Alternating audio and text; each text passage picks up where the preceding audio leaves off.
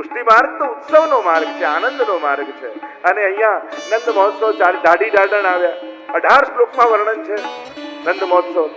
આપણે ત્યાં જો સૌરાષ્ટ્રમાં આજે પણ દાઢી લીલા થાય, વંશાવલીઓનું ગાન કરવામાં આવે. જે પૂર્વમાં બધા હતા દાઢીઓ અને વંશજો વંશાવલીઓનું ગાય, પૂર્વજોની પ્રશંસા કરે કે આ તમારા કુળમાં સાક્ષાત પ્રભુ પધારે. અનેક અનેક પ્રકારના વર્ણન છે. અને આ ઉત્સવ ચાલી રહ્યો છે. એ ઉત્સવમાં આનંદ કરતા કરતા નંદ બાબાનું મન લૌકિકમાં ગયું અને વિચાર આવ્યો કે આ કંસને વાર્ષિક કર આપવાનું તો ભૂલી જ ગયા. લાવ, ઉત્સવ ભલે ચાલતો, હું જઈને પહેલા કર આપીએ. સુખદેવજી જ્યારે નંદ મહોત્સવનું વર્ણન કરે છે ત્યારે તો તથા આરભ્ય નંદસ્ય વ્રજ સર્વ સમૃદ્ધિમાં લક્ષ્મીજી સાક્ષાત આવી ગયા. એટલે નંદ મહોત્સવમાં તમે જોજો, હવેલીમાં ઉત્સવ હોય ને ત્યારે બધા કેસરી વસ્ત્રોમાં, બધા જ. ખાલી નંદ બાબા સફેદ વસ્ત્રમાં. તમે જોશો ને તો યશોદાજી, બધા ગોપી ગ્વાલ બધા કેસરી, પણ યશોદાજી સફેદ વસ્ત્રોમાં. હવેલીના ક્રમમાં તમે જોજો, હવેલીમાં મુખ્ય બાબા બને તો સફેદ વસ્ત્રોમાં બને. કારણ કે ઉત્સવમાં મન લૌકિકમાં જાય તો પછી મન છોવાઈ જાય. આપણે ત્યાં કહીએ તમારી અપરસ છોવાઈ ગઈ, પેલા અડી ગયા, તો એ અડ્યા એટલે નથી છોવાઈ, એ અડ્યા એ ખબર પડી એટલે છોવાઈ ગઈ. કારણ કે તમારું મન પ્રભુમાંથી પેલા વ્યક્તિમાં ગયું. જ્યાં મન ભગવાનને છોડી વ્યક્તિ કે સંસારમાં જાય છે ત્યારે મનની અપરસ જતી રહે છે. એટલે આપણે સ્નાન કરીને ફરી અપરસ, એમ તો કહેવાય ભગવદ રસમાં ડૂબવું, એ જ અપરસ છે. સ્નાન આદિ તો એની અભિવ્યક્તિ છે, પણ ભગવદ રસમાં રહેવું. ગોકુલનાથજીના તો કેવા સુંદર પ્રસંગો છે. અને ગોકુલનાથજી કહ્યું ને કે જયારે તપાઈ આવો કે પેલા વૈષ્ણવ અડી ગયા, પૂછ્યું તમે કોણ છો? તો કે જયરાજ વૈષ્ણવ છું. ફરી પૂછ્યું તમે કોણ છો? તો કે વૈષ્ણવ છું. ત્રીજી વાર તું કોણ છે? તો કે વૈષ્ણવ છું. તો અમારી અપરસ નથી છોવાઈ. તે કીધું આ ફલાણું નામ, ફલાણો શેઠ, ફલાણો વ્યક્તિ બોલ્યો હોત તો છુવાઈ જાત. વૈષ્ણવ તરીકે પરિચય આપ્યો તો વૈષ્ણવથી અમારા ઠાકોરજી ક્યારે છોવાતા નથી. સંસારિક પરિચય આપીએ છીએ એટલે અડાય છે, મન સંસારમાં જાય છે એટલે અડાય છે. વૈષ્ણવતાનો ભાવ રહે તો ક્યાં છોવાય. ગોકુલનાથજી તો કેટલા આપણને માર્ગદર્શન આપ્યા છે. અને એટલા માટે ગોકુલનાથજીને અમુક ગામના ને અમુક વ્યક્તિઓના ન બનાવી રાખતા. પુષ્ટિ માર્ગ પ્રત્યેક જેના ગળામાં કંઠી છે એ દરેકનું ગૌરવ ગોકુલનાથજી છે. હમણાં જ એક જગ્યાએ પ્રવચન હતું, ત્યાં હું કહેતો હતો આપણે બે વસ્તુ બોલીએ. ભારત માતા માટે આપણને પ્રેમ હોય તો વંદે માતરમ બોલીએ, ભારત માતા કી જય બોલીએ. તો આપણું જય શ્રી કૃષ્ણ એ વંદે માતરમ છે અને જય જય શ્રી ગોખલેશ એ ભારત માતા કી જય છે. એ આપણું ગૌરવ છે. અને એટલા માટે એ પ્રત્યેક વૈષ્ણવના હૃદયમાં ગૌરવ પેદા થાય. ઘણી વાર મહાપુરુષોને સીમાડાઓમાં બાંધી આપણે એમના વ્યક્તિત્વને નાના કરી દઈએ છીએ. આ બધા આચાર્યો, કારણ કે અમે પણ એ જ પરંપરાથી રમણ પ્રભુની એ જ પરંપરામાં એ ગૌરવ સાથે જીવીએ છીએ. અને ગોકુલનાથજી આપણા બધાનું ગૌરવ. અને એટલા માટે એને અમુક ગામ કે અમુક વ્યક્તિ કે અમુક ગાદી કે અમુક ઘર માટે ગોકુલનાથજીને બાંધતા નહીં, એને સમગ્ર વૈષ્ણવી સૃષ્ટિની પ્રેરણા બનાવજો. જેથી દરેક યુવાન એ ગોકુલનાથજીથી પ્રેરણા લે કે જે કંઠી ને તિલક માટે પોતાનું ઘર બહાર છોડી અને છેક બાદશાહ પાસે જઈ ગળું કપાવવા તૈયાર થાય, પણ કંઠી કાઢવા તૈયાર ન થાય. એ ગૌરવ આપણને કોઈ આપ્યું હોય તો આપણા ગોકુલેશ પ્રભુએ આપણને આપ્યું. આ ગૌરવ આપણે સમાજને બતાવવાનું છે. તો એ સમાજને કઈ પ્રેરણા અપાય, કઈ વાત કરાય. આપણે આ મહાપુરુષોના નામે પણ એવી નબળી વાતો કરી સમાજને વાંટવાની વાતો કરીએ ને તો ક્યાંક સૌથી વધારે દુઃખ એમને જ પહોંચાડીએ. કારણ કે જે આચાર્યોએ આ વલ્લભી સૃષ્ટિના વિકાસ માટે પોતાનું સર્વસ્વ સોંપી દીધું હોય એમને જ આપણે વલ્લભના નામ લેતા રોકવા લાગીએ તો પછી ગોકુલનાથજીને સૌથી વધારે દુઃખ પહોંચાડીએ. એટલે આ ગૌરવ છે આપણા બધાનું, મારું ને તમારું બધાનું આ ગૌરવ. તો જે ઉત્સવની જે વાત કરી રહ્યો છું એ તો અહીંયા જ્યારે મન લૌકિકમાં જાય ત્યારે છોવાય છે. નંદ બાબા વિચાર કરે છે કે કંસને વાર્ષિક કર આપવા માટે જાઉં, અને આમ વિચાર કરી ગોપોને બોલાવ્યા અને કહ્યું કે તમે બધા ધ્યાન રાખો ગોકુલનું, અને હું કર આપીને આવું છું. ગોપાન ગોકુલ રક્ષાયા નિરૂપ્ય મથુરાગતઃ નંદઃ કંસસ્ય વાર્ષિક્યમ કરમ દાતુમ કુરુદ્વઃ. ગોપોના ભરોસે ગોકુલને રાખી નંદ બાબા ગયા મથુરા. અને મથુરા ગયા, કંસને વધાઈ આપી, કંસે પણ વધાઈ આપી. અરે બાબા, આટલી ઉંમરે આપણે બાળક થયું, ખૂબ ખૂબ બધાઈઓ. થયું કે લાવો વસુદેવજીને મળવા જાઓ.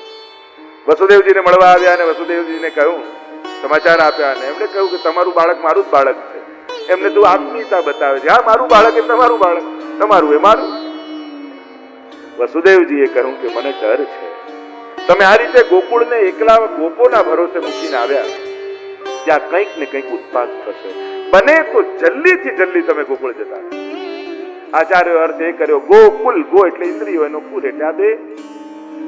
અને જ્યારે પણ આ દેહને, આ જીવનને ગોપ એટલે મન, મનના ભરોસે મૂકીને જાઓ છો ને, તો મન એમાં કાંઈક ને કાંઈક ઉત્પાદ કરાવે છે. બધા કામો મન કે એમ જ કરવાની જરૂર નથી. ભક્તિ, સત્કર્મ અને મદદ, સત્કાર, આ મનના ભરોસે ક્યારે મૂકતા નહીં. ન મન થાય તો હું કરીશ એવો સંકલ્પ કર. અમુક કાર્યો છે ને, ગુરુની વાણીની લાજ રાખવા માટે કરવા, ગ્રંથોની વાણીનો આદર રાખવા માટે કરવા.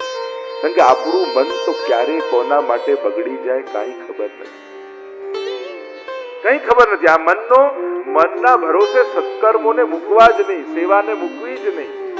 સેવા કરી મન લાગે ન લાગે પછીની વાત. આજે મેં મહાપ્રભુજીની આજ્ઞા પાળી એ વાતનો આનંદ કરીને જોયું. કેટલું મનથી કરી, કેટલું આનંદથી કરી, આ બધી પછીની વાત છે. આજે વલ્લભની આજ્ઞાનું મેં પાલન કર્યું છે, એ વાતનો સંતોષ માનો. અમુક કાર્યોને આજ્ઞાના ભરોસે રાખો. આજ્ઞા એ આપણું બંધન નથી. ઘણી વાર આ શું વાતે વાતે આજ્ઞા દેવાની. આજ્ઞા આપણું બંધન નથી, આપણો આધાર છે. કારણ કે મન ક્યારે નબળું પડી જાય ખબર નથી. પણ એક નાનકડી કુમળી વેળ હોય ને, એને લાકડી રોપીને બાંધીએ, અને કોઈ એમ કે આટલી હમણાં તો ઊંઘી એને બાંધી દીધી, એ લાકડી એનું બંધન નથી, એના વિકાસનો આધાર છે. દેખાય દૂરથી બંધન, પણ હોય વિકાસ માટેનો સૌથી મોટો ટેકો. એમ ઘણી વાર આપણું મન તો કુમળી વેળ જેવું છે, ક્યારે કઈ દિશા તરફ ફંટાય ખબર નહીં, પણ ગુરુની આજ્ઞાની લાકડી જોડે બાંધી રાખો ને. અને આપણા બધાના ગુરુ મહાપ્રભુજી, એમની લાકડીની આજ્ઞા સાથે બાંધી રાખીએ તો કમને અમને અભાવે પણ એનો વિકાસ થતો રહેશે, એ ઉગતી રહેશે. દરેક વખતે વિકાસ માટે પ્રયાસની જરૂર નથી હોતી. ઘણી વાર ઘણાના આશીર્વાદથી પણ ઉગી જતું હોય, ઘણાની કૃપા બળથી પણ ઉગી જતું હોય. આ બધા ફૂલો ઉગે, વિકાસ થાય, કોઈ દર વખતે કોઈ માળી ખેંચે થોડી છે. એ તો ખાતર અને પાણી નાખે, સૂર્ય અને ચંદ્રનો પ્રભાવ પડે એટલે આપમેળેનો વિકાસ થતો જાય. એમ સત્સંગ અને સેવાના ખાતર પાણી નાખીએ, પણ પ્રકાશ સૂર્ય રૂપ વલ્લભ અને ચંદ્રમા રૂપ ગુસાઈજી એની છાયામાં રહીએ ને, તો આપમેળે ભક્તિને વેલ ઉગતી રહે. આપણે તો કેવળ એના પ્રભાવમાં રહેવાનું છે. દરેક વખતે કોઈનો હાથ પકડવાની જરૂર નથી હોતી, એના આશીર્વાદ કાફી હોય. એનું હોવું, એનું શરણું સ્વીકારવું એ પણ કાફી હોય. એટલે કહ્યું કે તમે શીઘ્રતાથી ગોકુળ જાઓ. અને અહીંયા કંસે મોકલેલી પૂતનાએ પ્રવેશ કર્યો. કેવી છે? ઘોરા. કેવી છે? બાલઘાતી, બાળકોને મારનારી. ઘણી વાર કહું ને, બે વૃત્તિથી આ બધા અસુરો છે ને, વ્યક્તિઓ નથી, વૃત્તિઓ છે, જે આપણા બધાના મનરૂપી ગોકુલમાં ક્યાંક ને ક્યાંક કામ કરતા હોય. અને ઘણી વાર આ બધી વૃત્તિઓને આપણે મારી શકતા નથી. એ તો ઠાકોરજીની કૃપાથી જ સમાપ્ત થાય. આપણે જાતે એને કાઢી નથી શકતા હોતા. ક્યાંક કોઈની કૃપા, કોઈના આશીર્વાદ મળે ને, તો જ દુર્વૃત્તિઓથી મન મુક્ત થાય. કારણ કે તકલીફ શું છે? મનને આ બધું બહુ ગમે છે. માણસ છોડે, મન કોને છોડે? જે ગમતું ન હોય, જેમાં એને રસ ન હોય. મનને તો આ બધામાં બહુ રસ. આપણા બધાની તકલીફ પાપ થાય છે તકલીફ નથી, આપણને પાપ ગમે છે એ તકલીફ થાય. એ તો બરાબર છે, તો બીજી વાર હવે નહીં કરીએ. પણ આપણા બધાનું મન પાપમાં છે, અને પાપ કરવામાં આપણને રસ છે, એ સૌથી મોટી તકલીફ છે. જે દિવસે પાપમાંથી રસ ઉઠી જશે ને ત્યારે ધીમે ધીમે મન પાપથી વળી જશે. સત્સંગ કામ શું કરે છે? સત્સંગ કાર્ય એ કરે છે, ગુરુ કૃપા કામ એ કરે છે, પાપમાંથી રસ ઉઠવા લાગે. એમ થાય કે ના, હવે ગળામાં કંઠી પહેરી છે, હવે ભગવત સેવા કરું છું, ગુરુજન પાસે બેસું છું, હવે જીવનભર આ બધું થયું, પણ હવે ક્યાં સુધી, કબ તક? ક્યાંક આપણે તો નક્કી કરવાનું કે હવે ક્યાં રોકાયું છે, ક્યાં જઈને રોકાવી જવું. આપણા બધાની લક્ષ્મણ રેખા આપણે જ ક્યાંક દોરવી પડશે. આપણા માટે કોણ આઈને દોરી જશે? આપણે જ નક્કી કરવાનું કે બસ હવે અહીંયા આ મારી સીમા છે, ક્યાંક સીમા નક્કી કરી, આનાથી આગળ. અને જે પોતાની સીમામાં રહે છે ને સુરક્ષિત રહે છે, નહીં તો રાવણો બહાર ઉભા છે, પ્રતીક્ષામાં જ છે કે ક્યારે આ લાઈન ક્રોસ કરે અને ઉપાડી જાય. અને હવે ક્યાંય જવાની, દૂર જવાની જરૂર નથી. ઘરમાં જ મોબાઈલો, ઇન્ટરનેટ, આ બધું એવું બધું છે કે પહેલા આ બધા માટે બહાર જવું પડતું, હવે હાથમાં જ છે, હવે ખિસ્સામાં જ છે. વિજ્ઞાને પાપ કરવાની વધુ તકો વધારી દીધી. વિરોધ નથી વિજ્ઞાન, આ બધાથી અનેક પ્રકારના સાધનો, સત્કર્મો, ઘણું બધું થઈ શકે છે, વિરોધ નથી, પણ સમજણની તો જરૂર બધાને છે. કારણ કે કયા સમયે, કયા ઉંમરે કઈ વાત મળવી, સાંભળવી, આ બધાનો ક્યાંક તો સીમા છે. તકલીફ એ છે કે વિજ્ઞાને જે વાત 20 વર્ષે જાણવી જોઈએ એ 10 વર્ષના બાળક પાસે પહોંચી જાય છે. ત્યાં તકલીફ શરૂ થાય. સમયથી પહેલા મળવા લાગે, સમયથી વધારે વહેલો મોટો થઈ જાય. તકલીફ એ છે આજે કલિયુગે, આજે બાળક પાસે બધી જ સુવિધા છે, પણ બાળપણ જતું રહ્યું, નિર્દોષતા જતી રહી. બાળપણની સૌથી મોટું નુકસાન કયું છે કે બાળકની નિર્દોષતા મળી જાય. એ બહુ મોટું નુકસાન. આજે યુવાન પાસે શક્તિ છે, પણ તકલીફ સમજણની છે કે શક્તિનો ઉપયોગ ક્યાં કરવો. અને એટલા માટે પોતાની શક્તિ પોતાના નાશ માટે વાપરી દે છે. આજે વૃદ્ધાવસ્થા પાસે, વૃદ્ધો પાસે બધું જ અનુભવ આદિ બધું જ છે, આસક્તિ જતી નથી, અનાસક્તિનો અભાવ. અને અનાસક્તિ ન હોવાને કારણે પોતે જ ઉભો કરેલો સંસાર એના જ દુઃખનું કારણ બની જાય. હવે કેમ થશે, આનું શું થશે, કોઈને કાંઈ પડી ન હોય, પણ આ બેઠા બેઠા ચિંતામાં હોય. આસક્તિ છે. ધીમે ધીમે ધીમે અનાસક્ત થવું બધાનું કરશે. દરેક વ્યક્તિ એનું ભાગ્ય લખાવીને જ લાવે. એટલે તમે એના ગાઈડ બનો, એના માર્ગદર્શક બનો, એના ભાગ્ય વિધાતા બનવાની કોશિશ ના કરો. તમે એનું નસીબ નથી લખી શકતા, તમે એને મદદ કરી શકો છો, તમે એને ઉપયોગી થઈ શકો છો, તમે એને માર્ગદર્શન આપી શકો છો, પણ એનું ભાગ્ય લખવાની તાકાત તમારામાં નથી. એટલું તો સમજી જ લેજો. અને એટલે જો ભાગ્ય વિધાતા બનવાનો પ્રયાસ કરશો ને તો દુઃખ સિવાય બીજું કાંઈ જીવનમાં નથી. એટલે ક્યાંક કોઈ ક્ષણે ધીમે ધીમે અનાસક્ત ભાવ, આ 3 વસ્તુ કેળવવાની જરૂર છે. અને પ્રભુએ 3 વસ્તુ સાબિત કરીને બતાવી છે. જ્યારે બાળપણ છે તો કેવી નિર્દોષતા, બ્રહ્મ હોવા છતાં એ માટી ખાય, ચોરી કરે, માખણ ખાય, ખેલે, નાચે, કૂદે. કૃષ્ણની નિર્દોષતા જ એનું આકર્ષણ છે, બાળકની નિર્દોષતા જ એનું આકર્ષણ છે. તમે એને ગમે તેટલું ભણાવી ગણાવી, ફરાટ ઇંગ્લિશ, ફરાટ સંસ્કૃત, ફરાટ કરતો બોલાવશો, પણ એ પ્રભાવિત કરી શકશે, આકર્ષિત નહીં કરી શકશે. એનું તોતલું બોલવું છે, એમાં જ એની બાલિશતા છે, એમાં જ એનું બાળપણ છે, એમાં જ વાલ છે. અને બચ્ચું તો ગર્ધબનું હોય, સિંહનું હોય કે મનુષ્યનું, બચ્ચા તો બધાના વાલા લાગે. મોટા થઈને ભલે આપણને ના ગમે, આ તો ગર્ધબ છે, આ તો આમ છે, પણ એનું બચ્ચું આવે તો વાલ કરવાની ઈચ્છા, એની નિર્દોષતા એનું આકર્ષણ છે. એટલે બાળકની નિર્દોષતા ન મરે એના માટે સમાજ સાવધાન કે એવું ભણતર, કેવું શિક્ષણ, ને એટલે નાની ઉંમરથી પણ આપણે ન લાગી જઈએ કે એની બાળપણ મરી જાય. યુવાની એની સમજણ બનેલી રહે, એટલા માટે જરૂરી છે. ભગવાન જો યુવાન કેવા છે, એની સમજણ સાથેની યુવાની છે. અને ભગવાન કેવા વૃદ્ધાવસ્થામાં અનાસક્ત છે. આખી એ દ્વારિકા, સોનાની દ્વારિકા ડૂબે છે તો ભગવાનને કોઈ ફરક નથી. આખું યુદ્ધ થઈ ગયું છતાં પ્રભુ અનાસક્ત. તો કૃષ્ણના તો જીવનના દરેક પાસાઓ, ચરિત્રના દરેક પાસાઓ, એને મોટિવેશનલ સ્પીકરને કૃષ્ણ ગમે, એ કોઈ ઇકોનોમી વાળો હોય એને કૃષ્ણ ગમે, કોઈ પોલિટિશિયન હોય એને કૃષ્ણ ગમે, કોઈ વૈરાગી ને સંન્યાસી હોય એને કૃષ્ણ ગમે, ને કોઈ સંસારી હોય એને કૃષ્ણ બહુ ગમે. કૃષ્ણની બહુ પ્રતિભા એ જ છે કે દરેકનો પ્રિય થઈ શકે, બધાની ભીતર પોતાના માટેનું આકર્ષણ પેદા કરી શકે. એ જ કૃષ્ણ. કર્ષતિ ઇતિ કૃષ્ણ.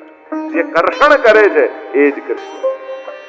અહીંયા પૂતનાએ પ્રવેશ કર્યો. વિચાર કર્યો કે આમાં કંસનો શત્રુ હું ક્યાં ગોતવા જાઉં. સ્તન પર વિષ લગાડ્યું, કહ્યું કે જે નવજાત બાળક હોય એને દૂધ પીવડાવીશ તો મારી નાખીશ અને પ્રાણોના કર્ષણ કરી લઈશ. પૂતનાએ માર્યા એવું નથી, બાળકોના પ્રાણ ખેંચી લીધા પોતાની ભીતર. એવા પ્રકારથી આવી પૂતના, અને પાન કરાવતી કરાવતી આવી છે અને નંદાલય દેખાય. મોટો દ્વાર, કોઈ સમાચાર આપ્યા નંદ બાબાને ઘરે બાળક થયું છે, અને પૂતનાને મળ્યો મોકો, અંદર પ્રવેશ કર. સુંદરીનું રૂપ લઈને આવી છે. અવિદ્યા, મહાપ્રભુજી કહે આ અવિદ્યા પૂતના છે ને પંચ પરવા છે, એના 5 પર્વ છે. મૂર્તિમંત અવિદ્યાની મૂર્તિ જ પૂતના છે. અને અવિદ્યા એટલે શું? હું ને મારું.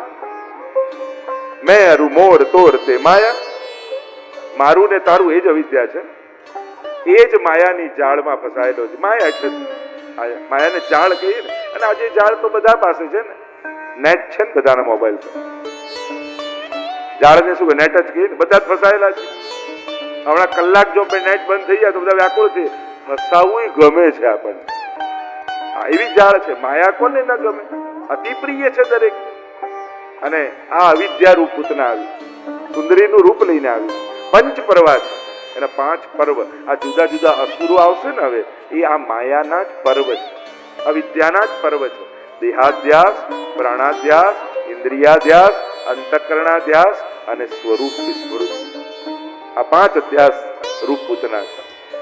સુંદરીનું રૂપ લઈને પ્રવેશ કરે છે નંદાલયમાં. ભગવાન ચોકમાં, યશોદાજી નંદાલયના ચોકમાં લાલનને ગોદમાં લઈને બેઠા છે. અને પૂતના પ્રવેશી રહી છે એમ ખબર પડતા જ પ્રભુએ નેત્રો બંધ કરી લીધા. અને પૂતના આવી. અનેક અનેક આચાર્યો, સંતો, મહાત્માઓ અર્થઘટન કર્યા કે ભગવાને નેત્ર કેમ બંધ કરી લીધા. પૂતના આવી તો એક અર્થ એમ કર્યો કે આ પૂતના આવી, આ તો બાલ ઘાતીની છે, આનું મુખ જોવા જેવું નથી, એટલે પ્રભુએ નેત્ર બંધ કરી દીધા. એક અર્થ એમ કર્યો કે આ પયપાન કરાવવા આવી છે. મારી માં કેટલી? યશોદા, દેવકી, રોહિણી, તો આ ચોથી માં છે કે જે પયપાન કરાવવા આવી છે. એક અર્થ એમ કર્યો કે આ તો પુષ્ટિ પુરુષોત્તમ છું હું તો. અને પુષ્ટિ પુરુષોત્તમનો સ્વભાવ એવો હોય, એ જીવના દોષો સામે ન જુએ પણ કેવલ ગુણનું ગ્રહણ કરે.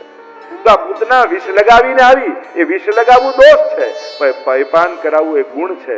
મારે દોષ જોવા નથી, મારે કેવલ ગુણના ગ્રહણ કરવા છે. એટલે પ્રભુએ નેત્રો બંધ કર્યો. એક અર્થ એમ કર્યો કે ભગવાન મહાદેવજીને યાદ કરે કે અરે માખણ મિશ્રી ખાવા બ્રજમાં આવ્યો છું, આ વિષપાન કરવા આવ્યો છું. વિષપાન કરવું તો આપનું કામ છે, આપ આવો પીઓ.